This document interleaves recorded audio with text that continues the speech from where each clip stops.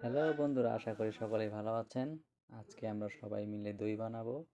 বড় ভাই অনেক দিন ধরে বলছে দই খাবে, তাই প্রথমেই দুধ জাল দিয়ে নেওয়া হয়েছে। আমি মিস করেছি কারণ একটু ব্যস্ত ছিলাম, তাই ভিডিও করতে পারিনি।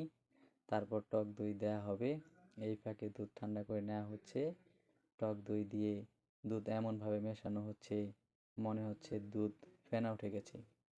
ইচ্ছা মতো টক দই আর দুধ মেশানো হচ্ছে। তারপর আমরা মানুষ 10 জন, তাই 10টা গ্লাসে পরিমাণ মতো দুধ ঢালা হবে। ঢালার পর কাপের মুখগুলো ভালো মতো আটকানো হলো। আটকানোর পর এখন সময় কাঁথা কম্বল দিয়ে ঢেকে রাখা, তাই একটা পাতিলের ভেতর ভরে ঢেকে রাখা হলো। কাল দেখাবো কেমন দই পড়লো, দেখতে পরের ভিডিও দেখবেন আশা করি।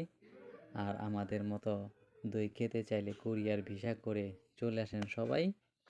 আর কুরিয়ার সকল প্রবাসীদের দাওয়াত রইল, চলে আসেন রুমের রসিম দিতে।